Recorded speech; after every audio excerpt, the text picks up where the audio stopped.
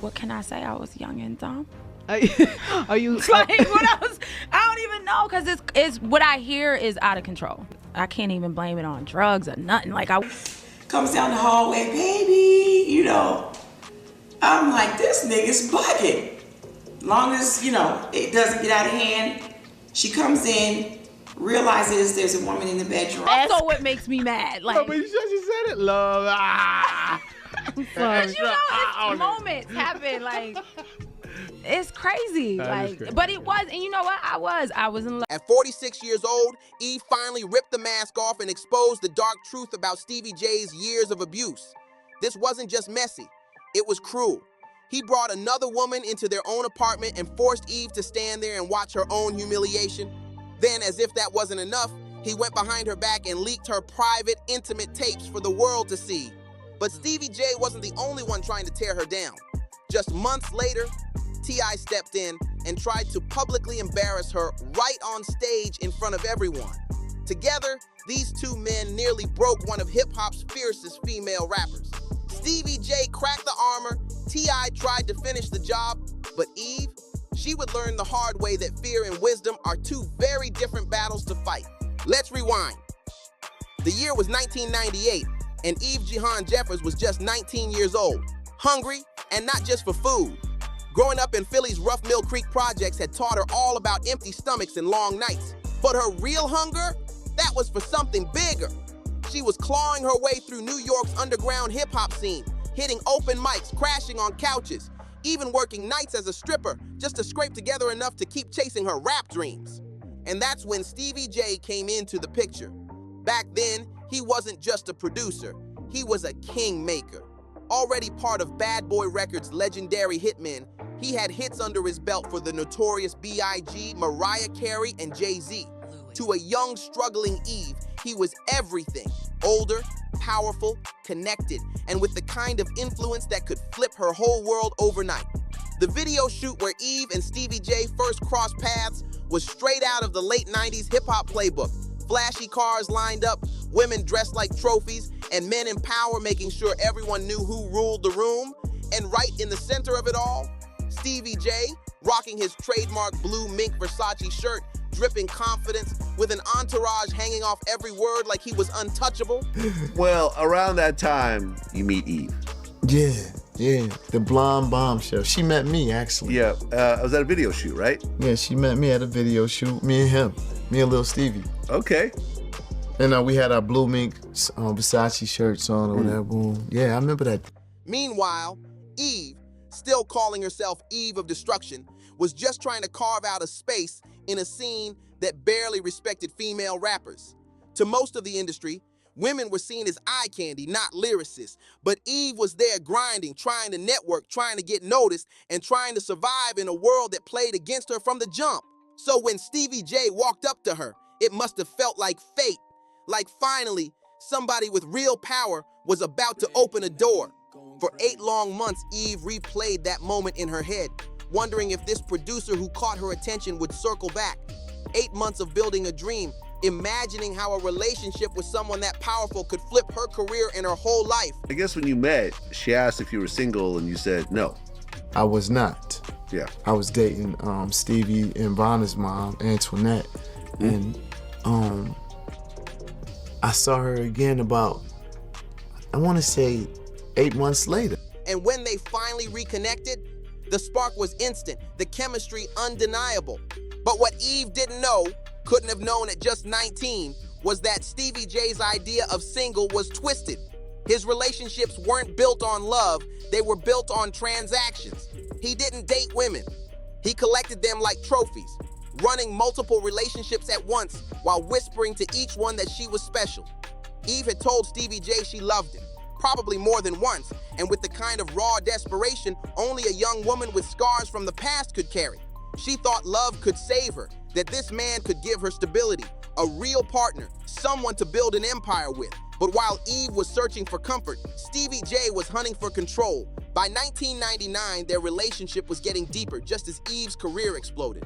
That year, she dropped Let There Be Eve, Rough Riders' first lady, and history was made. The album shot straight to #1 on the Billboard 200, making Eve only the 3rd female rapper ever to claim that throne. Overnight, the struggling girl from Philly's Mill Creek projects was now a superstar with platinum plaques on her wall. But instead of joy, success started poisoning their relationship. Eve was no longer the hungry artist begging for a cosign. She was a boss in her own right. With her own money, her own team, and her own power, she didn't need Stevie J anymore. And for a man addicted to control, that was dangerous. The same success he once bragged about helping her reach was now the very thing tearing his grip on her apart. And that's when the real abuse began. What should have been the sweetest time of her life, with millions of records sold, her single Got a Man climbing the charts, and critics crowning her the future of female rap, was secretly turning into a nightmare. Behind the scenes, Stevie J wasn't hitting her, at least not primarily. His abuse was something even darker. A twisted game of psychological warfare designed to break her down from the inside out. Stevie J knew exactly how to break down a powerful woman, not by hitting her, but by slowly crushing her self-worth. He made himself the center of her world, convincing Eve that he was the only man who truly understood her, the only one she could lean on. Years later, he even had the nerve to claim he had to teach Eve basic hygiene, as if a woman who fought her way out of Philly streets, hustled through poverty, and built a chart-topping career didn't know how to take care of herself. But that was the point. It was never about hygiene. It was about control.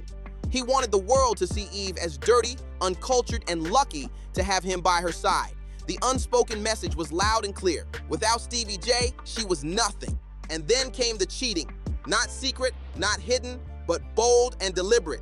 Stevie J didn't just step out on Eve, he rubbed it in her face. He'd bring other women into their shared spaces, making sure she saw it, making sure she knew it. This wasn't about sex, not really. It was about humiliation, about power, about making sure that every time Eve rose higher in the industry, he could drag her lower in private.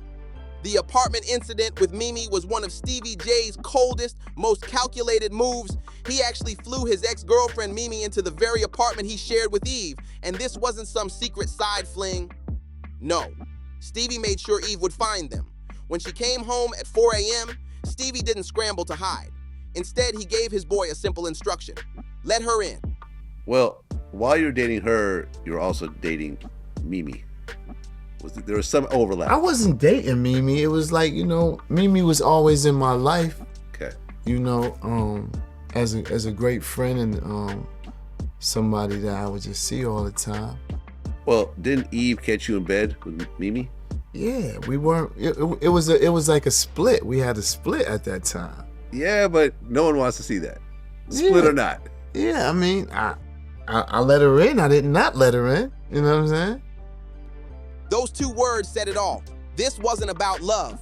This wasn't about lust. This was about power. Stevie J wanted Eve to walk in on them, to see her man laid up with another woman in her bed. He wanted her to choke on that humiliation, to feel the sting of betrayal, to realize she had no control in her own home. And Eve's reaction? Story, because he tends to get it confused and twisted. So let me tell you what happened. Apparently, him and Eve had gotten into it. I don't know about what. He calls me and asked me to come to New York. Flew me down to New York. Flew and had me at his apartment, which I didn't know. Eve was actually living there at the time. I didn't know this. Him and I are, kicking it all day. About 4 o'clock in the morning, knock on the door. We're laying in the bed together. Eve is at the door. So his homeboy's like, yo, your mom's at the door. He's like, let her in. So I'm like, are you fucking serious right now? She comes in, comes down the hallway, baby, I'm like, this nigga's bugging. Long as, it doesn't get out of hand. She comes in, realizes there's a woman in the bedroom, goes the fuck off. Of course, who wouldn't go the fuck off? She was living there at the time. I would went the fuck off too. Fuck you, blah, blah, blah. They had their argument, whatever, she leaves. Do you know who I am? She was like, no, the fuck I am. She leaves. Once she leaves, she realized, I just left him in the fucking house with this bitch. I think it took maybe 2 seconds for that to kick in. She went in, beating on the door. So his friend's like, yo, mom back at the door. So Stevie's like, let her in. Crazy. So he lets her back in. This time it was like Tasmanian devil. She came in like trying to just wreck shit. I don't blame her. I don't blame her. She came in, she went the fuck off. They was going at it. At that point, I was like, you know what? It's time to exit stage left. Like, I don't know what his idea was or what he had planned or if he was just trying to piss her off. Whatever the fuck it was, I didn't want no parts of it. So I politely got up and I left. Of course she exploded. Any woman would have. But in Stevie J's twisted psychology, her anger wasn't proof of betrayal. It was proof that she was the problem. Classic abuser tactics: create the chaos, provoke the reaction, then flip it and call the victim unstable or crazy. When Eve stormed out that night, her mind must have been racing. The disrespect of seeing another woman in her bed was already unbearable. But then the deeper realization hit her. She had just left her own man alone with his ex in their apartment. The humiliation was too deep to ignore.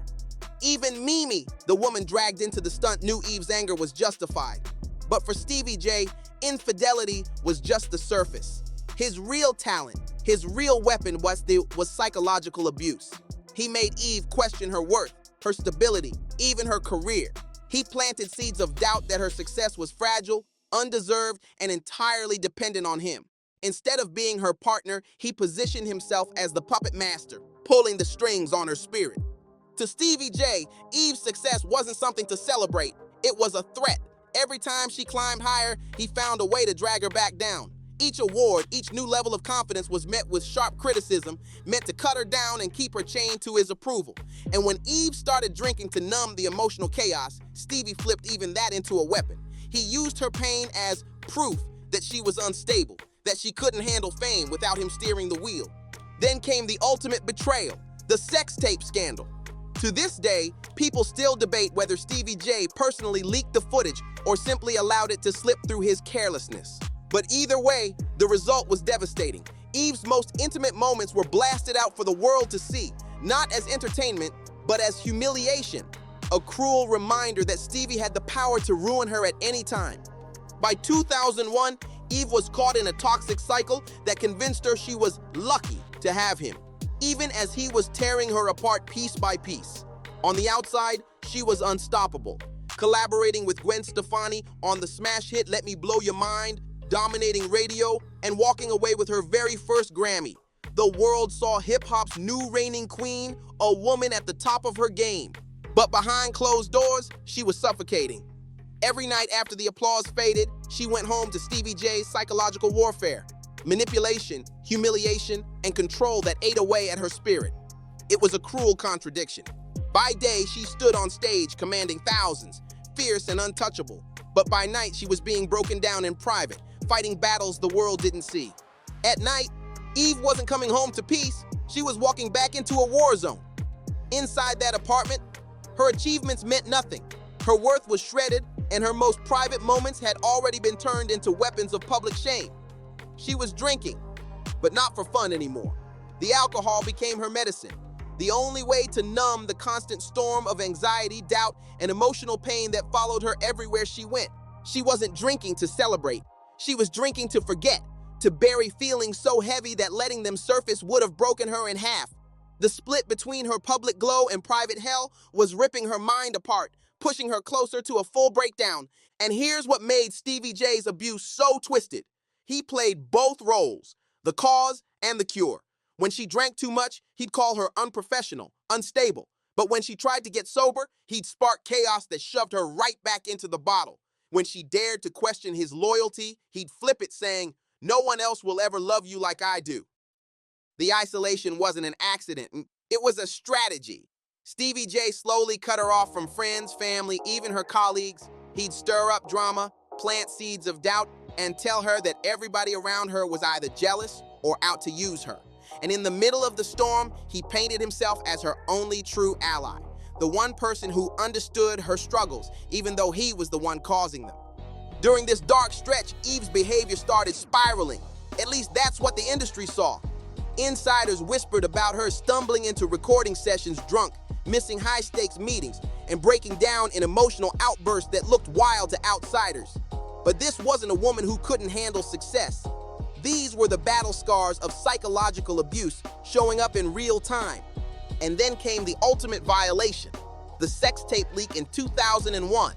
Whether Stevie J cashed in on it directly or just turned a blind eye, the fallout was the same. Devastating.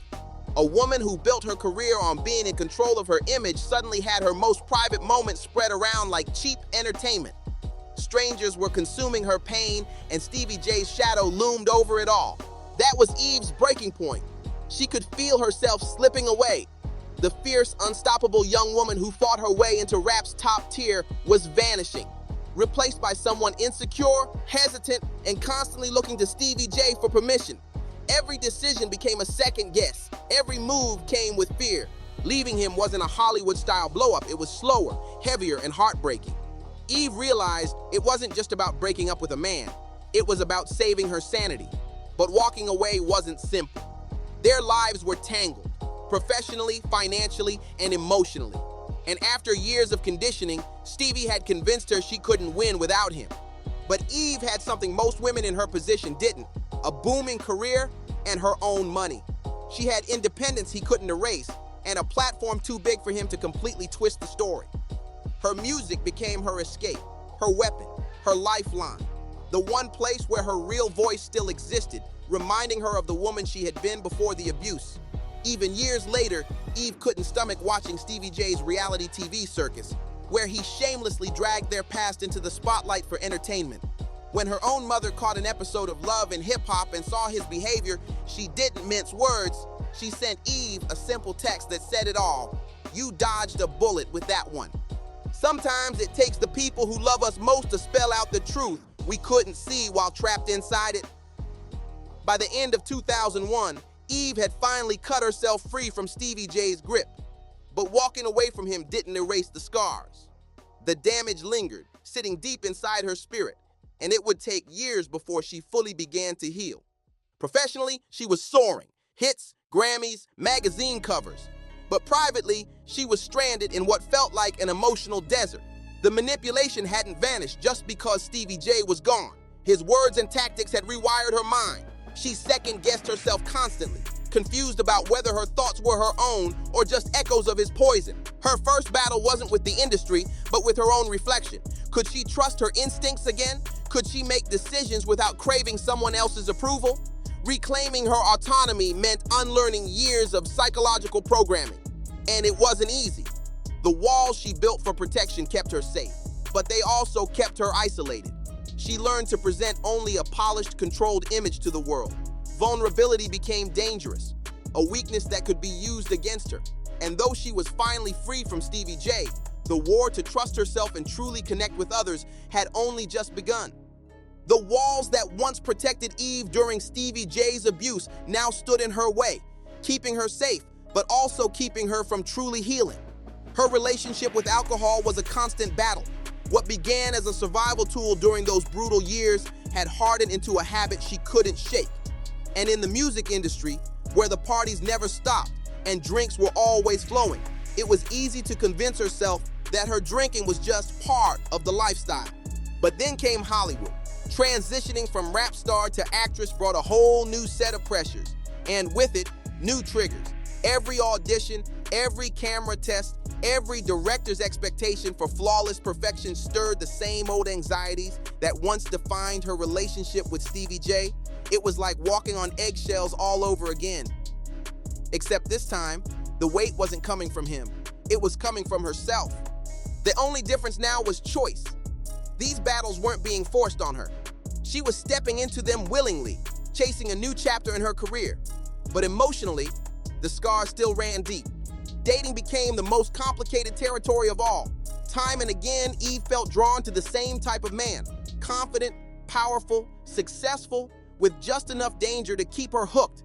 Men who reminded her of Stevie J even when she swore she'd never go down that road again. And yet, underneath the attraction, there was fear. The paralyzing fear of being trapped in another toxic cycle she might not escape from next time. Falling into what feels familiar, even when it's toxic, is one of the cruelest patterns trauma survivors face. For Eve, that cycle played out in her love life, but her work became both her sanctuary and her prison. On good days, her career was proof that she was valuable, powerful, and capable. A reminder that she didn't need a man's validation to stand tall. But on the bad days, the pressure to keep winning felt suffocating, especially when depression and anxiety crept in behind the scenes. Looking back, Eve would call this era one of the most important chapters in her growth. The isolation forced her to face herself, her triggers, her cycles, her wounds, without the noise of another relationship clouding the picture. She finally began to understand that her fear of men wasn't paranoia at all. It was survival, a rational response to the trauma she had endured, and that insight would become her armor, sharpening her ability to spot red flags before they trapped her again. Therapy, something she once resisted, became a lifeline. It helped her untangle the knots between real danger and trauma-fueled fears. Slowly, she learned to trust her instincts again, to draw lines, to make decisions on her own terms, whether in love, business, or her personal life. But healing was no straight line. There were slips, doubts, and moments when the old destructive patterns felt safer than the unknown of real change. Growth demanded risk, and sometimes the risk felt heavier than the pain she was trying to escape. Slowly but surely, Eve began piecing herself back together, this time on her terms. Her new sense of self wasn't built on Stevie J's twisted feedback or the industry's shallow validation, but on her own instincts, her own values, her own worth, and with that came a new truth. Success without peace, without happiness, meant nothing. So she made the shift. She started protecting her mental health with the same energy she once protected her career. That meant slowing down when the world demanded she speed up, saying no to opportunities that felt toxic, and investing in spaces and people that gave her real joy instead of surface-level applause. By the mid-2000s, Eve was finally stepping out of the shadow of Stevie J's abuse. The fear was still there, but the difference was clear. She was no longer willing to accept love that came with humiliation or relationships that cost her peace of mind. Then in 2017, her growth hit the spotlight in a whole new way when she joined The Talk as a co-host. That role forced her into vulnerability like never before. She had to peel back the walls she'd spent years building, speaking openly about her personal life and sharing raw opinions in front of millions. It was terrifying, but it was also freeing. Eve was finally becoming the woman she always was beneath the pain, cautious with her heart but unwilling to settle for less than the love and respect she had always deserved but never truly received until now. In 2010, Eve was booked to perform at the Gumball 3000 Motor Rally launch party in London. Just another high-paying gig for a rich crowd. She figured it'd be a quick performance, grab the check, and keep it moving. What she didn't know was that this random Tuesday night overseas was about to change her entire life forever. The event was the brainchild of Maximilian Cooper, a British entrepreneur and ex-race car driver who had turned the Gumball 3000 into an international spectacle, mixing supercars, celebrity culture, and charity into one global phenomenon. When Eve hit that stage, Max was in the audience, and he was stunned. Watching her perform, he was captivated. The attraction was instant. But for Eve, skepticism was her shield. She'd been burned before, flattered by men who came on too strong, promised the world, then stripped it away. Stevie J had already taught her that predators often dress themselves up as supporters. She wasn't about to fall for another smooth talker with a smile and big claims. But Max was different, and it showed in ways that unfolded slowly. He didn't try to control her career. He wasn't trying to position himself as her savior. He had his own empire, his own money, his own vision. He didn't need her to validate him. For the first time in her adult life, Eve met a man who seemed to want nothing more than her presence. Not her fame, not her money, just her company. Their relationship brought another layer Eve hadn't fully expected. The interracial dynamic. Trust me, I gotta say, for me, it's weird that I'm with a white dude. Trust me. For you I look too? at him sometimes and I Is be he like, not you the are first- so... Admitted she wasn't sure at first how to navigate dating outside of her race. But what set Max apart was how he responded. He didn't dismiss her feelings or get defensive. He listened. He wanted to understand her world, her perspective, her hesitations. That honesty became a game changer. For Eve, it was revolutionary to have a partner who didn't turn cultural differences into conflict, but into conversation. They could talk openly, acknowledge the gaps, and work through them together. No manipulation, no defensiveness, just respect. The honesty Eve found with Maximilian was the complete opposite of everything she had endured with Stevie J. When tabloids later tried to dig up and sensationalize her old scars, Max's reaction told her everything she needed to know about the man by her side. He didn't throw her past back in her face. He didn't twist it into leverage. To him, it was just that, the past. Something that shaped her, sure, but nothing that defined them. The contrast was undeniable. Where Stevie J once treated her success like a threat, Max celebrated every win with her. Where Stevie J cut her off from loved ones, Max encouraged her to keep those connections strong. And where Stevie J used her vulnerabilities as weapons, Max guarded them with pride. It was love without manipulation, without control. Love that finally felt safe. 3 years of dating tested everything.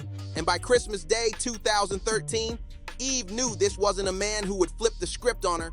He had been consistent through stress, through challenges, through the kind of tests life throws when you least expect it. So when Max proposed on Christmas morning, it wasn't just a romantic gesture, it was proof she could trust again. Their wedding in Ibiza on June 14th, 2014 was the full circle moment her life had been building toward. A celebration drenched in joy, not control. A union rooted in strength, not survival. For the first time in her adult life, Eve wasn't walking into a marriage from desperation or fear. She was stepping into it from a place of power, healing, and love that honored who she truly was. But the real test of Eve and Maximilian's love came after the wedding, when life threw challenges that no spotlight or success could prepare them for. Max already had 4 kids from his first marriage, which instantly made Eve a stepmother overnight. And then came the fertility struggles. Years of doctor's visits, failed attempts, and heartbreak that tested their bond in ways fame and money never could. For Eve, the journey reopened old wounds. Those cruel seeds of self-doubt that Stevie J once planted came whispering back, "What if I'm not enough?" But this time, she wasn't battling those fears alone. Max stood by her through every disappointment, every medical procedure, every late-night breakdown. He never made her feel broken or burdensome. Instead, he reminded her again and again that her worth wasn't tied to her ability to have a child. And then, after years of waiting, the miracle arrived. On February 1st, 2022, their son Wild Wolf was born. Eve was 43 years old, 8 years into her marriage, and finally holding the dream she thought might never come true. That baby wasn't just a blessing. He was living proof that good things do come to women who refuse to settle for less than they deserve. The transformation was undeniable. The young woman who once drowned her pain in alcohol now sips tea in her London home, balancing life as a mother, wife, and businesswoman. The rapper Stevie J, once mocked as needing basic life lessons, now runs her world on 2 continents, standing not as someone's dependent, but as an equal partner to a global entrepreneur and as a woman who rebuilt her life on her own terms. By 2024, Eve had come full circle with the release of her memoir, Who's That Girl? A raw, unfiltered account of her journey from trauma to triumph. For the first time, she told her story entirely on her own terms, without fear, without shame, and without anyone else twisting the narrative. The book wasn't just a career move, it was the final step in her healing. Proof that her voice belonged to her alone. The girl who once believed she was lucky to have a man who tore her down now knows she deserves only respect, peace, and love. And today, her life reflects that truth. The fear of men that Stevie J's abuse once carved into her soul has been replaced with the security of a marriage built on mutual respect, honesty, and genuine partnership. Eve's story isn't just about surviving abuse, it's about transforming pain into wisdom. That wisdom gave her the clarity to recognize real love when it finally showed up in her life. Now, when Eve looks in the mirror, she doesn't see a victim and not just a survivor either. She sees a woman who refused to let her worst relationship define her worth. A woman who fought through the work of healing and came out rewarded with everything she once thought was out of reach. The scared 19-year-old who fell for the wrong man became the powerful woman who married the right one at 35. And the difference wasn't luck, it was courage. the courage to believe she was worth more, and the patience to wait for a love that didn't need to shrink her to shine. That's not fear. That's not survival. That's wisdom. And it's the kind of wisdom that rewrote her entire life. Eve's story is more than just a celebrity saga. It's a blueprint for survival, resilience, and transformation. She went from being broken down by one of hip-hop's most manipulative men to building a life on her own terms, with a husband who celebrates her, a family she dreamed of, and a voice too powerful to ever be silenced again. What could have ended as another cautionary tale of abuse instead became a story of rebirth, proof that healing is possible, and that love built on respect can thrive even after the deepest scars. The same industry that once watched her pain play out now has no choice but to respect the woman she became. And that's why Eve's journey hits so hard, because it shows us all that no matter how deep the damage, no one gets to define your worth but you. For more stories that peel back the layers and expose the raw truth behind the headlines, keep it locked right here on BarzBuzz, where the real stories always come to light.